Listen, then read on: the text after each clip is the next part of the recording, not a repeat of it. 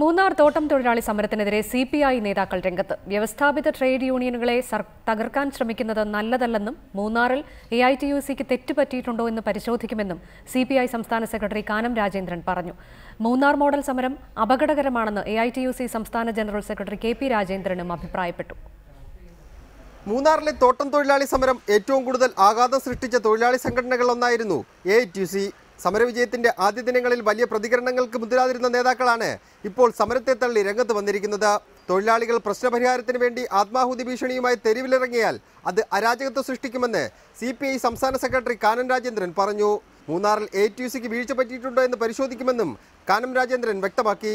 പ്രശ്നം പരിഹരിക്കണമെങ്കിൽ വഴിയിലിറങ്ങണം, ആത്മാഹുതിക്കും മണ്ണെണ്ണയായിട്ട് നിൽക്കണം എന്നുള്ള ഒരു മെസ്സേജ്, തെറ്റായ മെസ്സേജാണ്. അത് അരാജകത്വത്തിനെ പ്രോത്സാഹിപ്പിക്കും. അത് മൂന്നാർ സമരത്തിലല്ല, ഏത് സമരത്തിലാണ് അതാണ്. ഗവൺമെൻറ്റും ഈ വിഷയം ഗൗരവപൂർവ്വം കണ്ട് ട്രേഡ് യൂണിയനുകൾക്ക് തിരുത്തണമെങ്കിൽ കണിശമായിട്ടും തിരുത്തണം തന്നെയാണ് എൻ്റെ അഭിപ്രായം.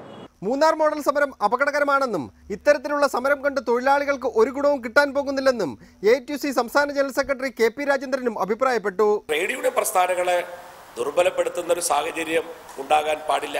കറക്റ്റ് ചെയ്യേണ്ടത് കറക്റ്റ് ചെയ്യണം, തിരുത്തേണ്ടത് തിരുത്തണം. അടുത്ത ആഴ്ച ചേരുന്ന സിപിഐയുടെ സംസ്ഥാന നേതൃയോഗങ്ങൾ മൂന്നാർ തോട്ടം തൊഴിലാളി സമരം വിശദമായി തന്നെ ചർച്ച ചെയ്യുന്നുണ്ട്. റിപ്പോർട്ടർ, തിരുവനന്തപുരം.